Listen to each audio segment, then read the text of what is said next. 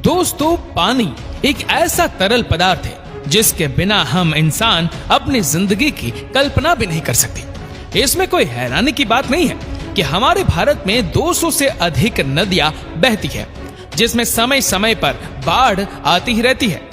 लेकिन इसके बावजूद भी हमारे देश में पानी पीने की समस्या हमेशा बनी रहती है। लेकिन फिलहाल हम चलते हैं यहाँ से 3500 किलोमीटर दूर सऊदी अरब में। सैटेलाइट से अगर आप इस देश की तस्वीरें देखें तो आपको हर जगह सिर्फ और सिर्फ रेगिस्तान ही दिखाई देगा, क्योंकि ये दुनिया का इकलौता ऐसा देश है जहां पर एक भी नदी नहीं बहती। ये एक ऐसा देश है जहां ना तो जमीन के अंदर पानी बचा है और ना ही जमीन के ऊपर। आसान शब्दों में कहे तो प्रकृति ने सऊदी अरब से पीने के पानी का हर नेचुरल सोर्स ही छीन लिया है। लेकिन उसके बावजूद भी सऊदी अरब एक ऐसा देश है जो पूरी दुनिया में सबसे अधिक पानी यूज करता है। अगर कंपेयर करें तो हम भारत के लोग एक दिन में जितना पानी यूज करते हैं, सऊदी अरब के लोग उससे 2 गुना अधिक पानी सिर्फ एक दिन में यूज करते हैं। अब सवाल यह है कि आखिरकार वो रेगिस्तानी देश सऊदी अरब इतना पानी लाता कहां से है, और आज हम इस वीडियो में इसी रहस्य से पर्दा उठाएंगे, जिससे जानना आपके लिए किसी आश्चर्य से कम नहीं होगा। तो चलिए शुरू करते हैं आज के इंटरेस्टिंग वीडियो को। दरअसल सऊदी अरब एक इस्लामिक देश है जहां पर हर साल दुनिया भर से लाखों करोड़ों मुसलमान मक्का और मदीना में हज करने के लिए आते हैं और वजू जैसी रस्मों को पूरा करते हैं, जिसमें लोग अपने पूरे शरीर को और शरीर के अंगों को 2 से 3 बार अच्छे तरीके से धोते हैं, क्योंकि कुरान के अनुसार हर मुसलमान को इन रस्मों का पालन करना कंपलसरी है। अब जाहिर सी बात है कि कोई दिन में 3 बार अपने शरीर के अंगों का शुद्धिकरण करेगा, और ऊपर से सऊदी अरबी जैसा गर्म देश, तो पानी का इतना खर्चा होना नॉर्मल है। अब बात आती है कि जब सऊदी अरब की जमीन के अंदर या फिर जमीन के ऊपर पानी मौजूद ही नहीं है, फिर भी सऊदी अरब इतना अधिक पानी लाता कहां से है? किसी भी देश में पीने के पानी के सिर्फ 3 ही नेचुरल सोर्स होते हैं। पहला ग्राउंड वाटर, जो कि जमीन के अंदर से बोरिंग के जरिए निकाला जाता है। दूसरा नदी, तालाब या फिर झील का पानी, और तीसरा ग्लेशियर या बर्फ के रूप में जमा हुआ पानी, जो अधिकतर ठंडे देशों में पाया जाता है। लेकिन अफसोस कि सऊदी अरब के पास पीने के पानी के लिए इन तीनों में से एक भी नेचुरल सोर्स नहीं है। ऐसा भी नहीं कि सऊदी अरब में पानी कभी था ही नहीं। एक वक्त था जब सऊदी अरब में सैकड़ों ऐसे कुएं हुआ करते थे जहां से लोग पीने का पानी निकालते थे। लेकिन बात साल 1970 के दशक की है, जब सऊदी अरब की सरकार ने वहां के लोगों को खेती करने के लिए मोटिवेट करना शुरू किया। सरकार का साथ मिला और लोगों ने धड़ाधड़ कुएं खोदे, खूब पानी निकाला। लोगों की मेहनत ने सऊदी अरब की रेगिस्तानी जमीन पर गेहूं के लहराते हरे खेत खड़े कर दिए। ये दौर सऊदी अरब के सबसे अच्छे दौर में से एक था। सऊदी अरब के किसानों ने इतनी जी तोड़ मेहनत की और जल्द ही सऊदी गेहूं एक्सपोर्ट करने वाला दुनिया का 6ठा सबसे बड़ा देश बन गया। खेती की सफलता को देखते हुए सऊदी अरब की सरकार ने प्लान बनाया कि क्यों ना पूरे के पूरे रेगिस्तान को ही खेती वाली जमीन में बदल दिया जाए। लेकिन अफसोस कि रेगिस्तान पर उगने वाले उस हरे खेत ने सऊदी अरब की जमीन में मौजूद सारा का सारा पानी गटक लिया, और साल 2008 आते आते सऊदी अरब में मौजूद वहां का आखिरी पानी का कुआं भी सूख गया। सऊदी अरब के पास जमीन के अंदर जितना पीने का पानी था वो लगभग खत्म हो चुका था। सऊदी अरब में नदियां तो बहती नहीं थी और ना ही वहां बारिश होती थी, और यहीं से शुरू हुआ दुनिया के सबसे अमीर देश में से एक सऊदी अरब और उसकी प्यास के बीच की जंग। अपनी प्यास को बुझाने के लिए सऊदी अरब ने अपने आसपास झांकना शुरू किया, तो वहां के वैज्ञानिकों ने सिर्फ एक ही बात समझी कि उनका देश 3 तरफ से समुद्र से घिरा हुआ है। एक तरफ हिंद महासागर, दूसरी तरफ लाल सागर और तीसरी तरफ खंभात की खाड़ी।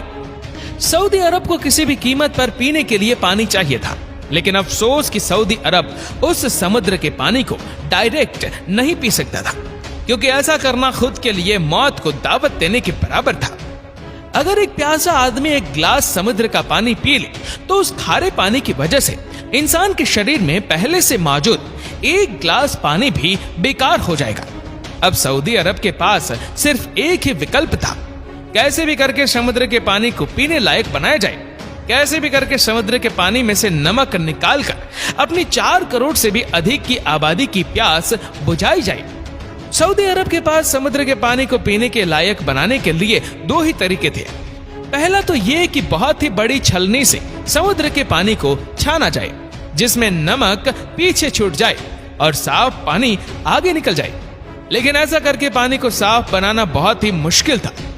दूसरा तरीका ये था कि पानी को जबरदस्त ऊर्जा देकर उसे गर्म किया जाए और इतना गर्म किया जाए कि नमक नीचे रह जाए और साफ पानी भाप बनकर ऊपर उड़ जाए।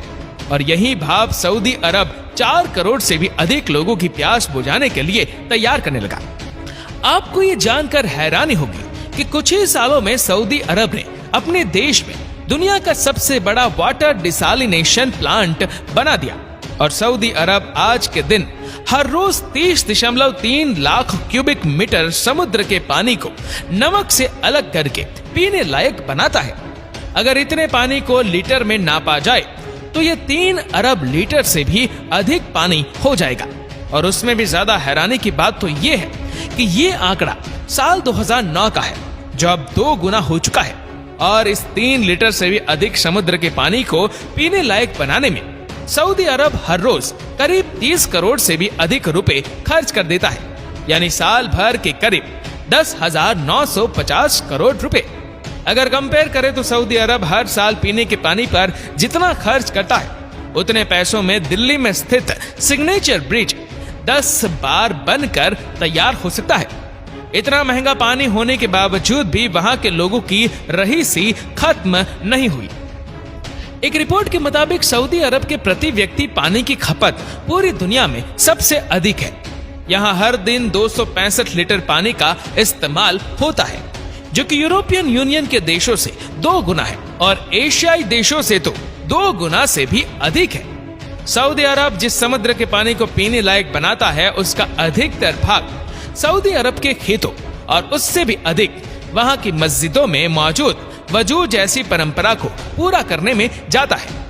पानी के बेतहाशा यूज की वजह से सऊदी अरब की हालत इतनी बिगड़ चुकी है कि वहां की गवर्नमेंट ने गेहूं की खेती पर हमेशा के लिए बैन लगा दिया है और अपने पानी की प्यास को बुझाने का कोई दूसरा तरीका ढूंढना शुरू कर दिया, क्योंकि समुद्र के पानी को पीने लायक बनाने में बहुत ही अधिक पैसा और ऊर्जा खर्च होता है।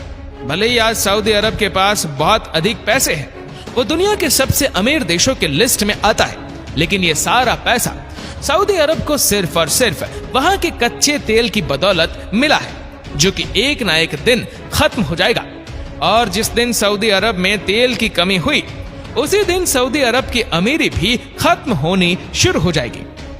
सऊदी अरब की सबसे बड़ी कमजोरी है वहां का मौसम, जिसका असर सीधे सऊदी अरब के ग्राउंड वाटर पर पड़ता है। ग्राउंड वाटर बिल्कुल आपके मोबाइल की बैटरी जैसा होता है, जो एक बार खत्म होता है तो फिर से चार्ज करने की जरूरत होती है। और ग्राउंड वाटर को रिचार्ज करने के लिए भारी बारिश की जरूरत पड़ती है। लेकिन अफसोस कि सऊदी अरब में कभी बारिश नहीं होती और कभी कभी कुदरत मेहरबान हो तो साल में 1 या 2 दिन के लिए बारिश आ जाती है। फिलहाल सऊदी अरब की गवर्नमेंट पानी की खपत को लेकर तरह तरह की प्लानिंग करती है। वहां की मस्जिदों में यूज हुए पानी को टॉयलेट में और सीवेज पानी का ट्रीटमेंट करके खेती बाड़ी में इस्तेमाल करने की प्लानिंग की जा रही है। सऊदी अरब में अगर समय रहते पानी की इस कमी का परमानेंट सॉल्यूशन नहीं निकाला तो उसमें कोई शक नहीं कि वहां के अगली जनरेशन को पानी देखने के लिए किसी म्यूजियम में जाने की जरूरत पड़ेगी। दोस्तों, आज के वक्त में पानी की समस्या सिर्फ सऊदी अरब के लोगों में नहीं, बल्कि दुनिया के कई ऐसी जगह में मौजूद है जहां लोगों को पानी पीने के लिए नहीं मिल पाता। सऊदी अरब जैसे अमीर देश ने भले ही अपने पानी की कमी को पैसे के दम पर खत्म कर दिया हो, लेकिन दुनिया में ऐसे भी लोग हैं जो पानी की महज कुछ बूंदों के लिए जिंदगी और मौत से लड़ते हैं, जिनके लिए पानी वरदान से ज्यादा श्राप बनकर रह गया।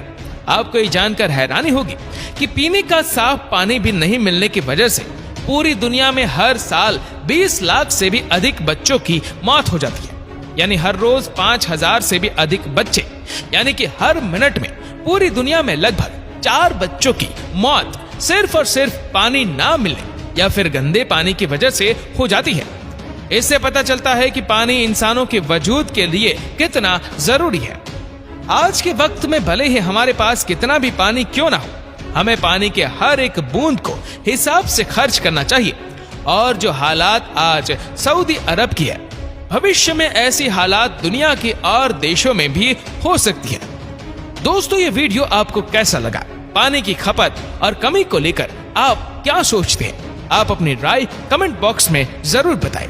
उम्मीद करते हैं कि वीडियो को भी आप लोग भरपूर लाइक और शेयर करेंगे और ऐसी ही और भी रोचक जानकारियों के लिए सब्सक्राइब करें हमारे YouTube चैनल को और फेसबुक पर फॉलो करें हमारे पेज को। धन्यवाद।